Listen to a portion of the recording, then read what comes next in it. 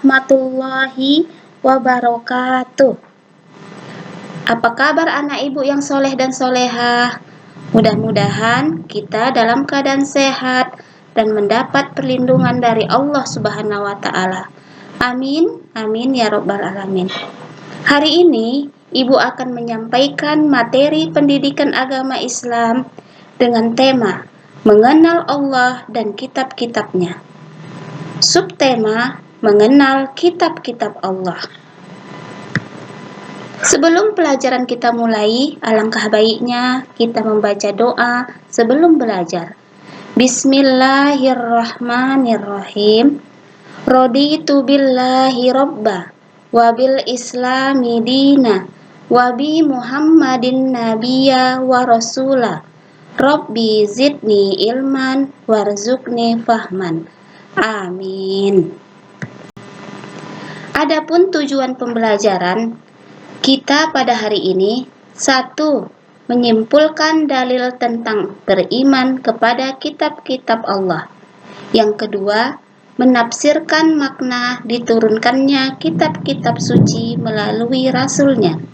Yang ketiga, menguraikan macam-macam kitab suci dan rasul yang menerimanya. Keempat, mengkategorikan ajaran terpuji yang terdapat dalam kitab-kitab Allah Subhanahu wa Ta'ala. Allah telah memerintahkan kita untuk beriman kepada kitab-kitab Allah Subhanahu wa Ta'ala. Perintah itu terdapat dalam surat An-Nisa ayat 136. A'udzu billahi minasyaitonir rajim. Bismillahirrahmanirrahim. Ya ayyuhalladzina aminu billahi wa rasulihi wal kitabil ladzi nazzala ala rasulihi wal kitabil ladzi anzala min qabl. Wa may yakfur billahi wa malaikatihi wa kutubihi wa rusulihi wal yaumil akhir faqad dhalla dhalalan ba'ida.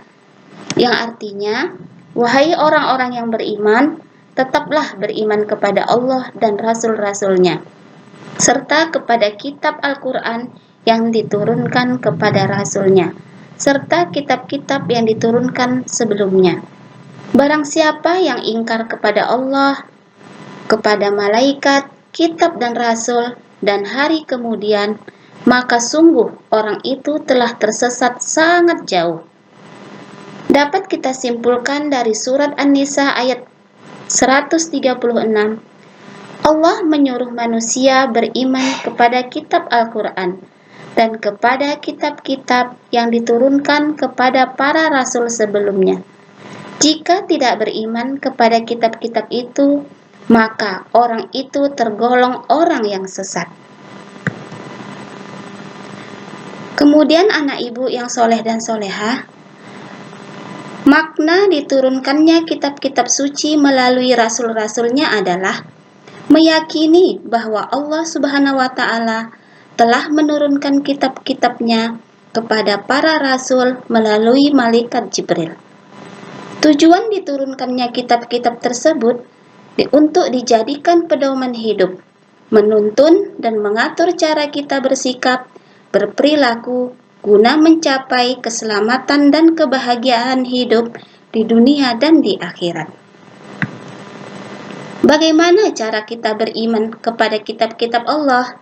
Caranya dengan meyakini bahwa Allah Subhanahu wa Ta'ala telah menurunkan kitab-kitabnya kepada rasulnya melalui malaikat Jibril.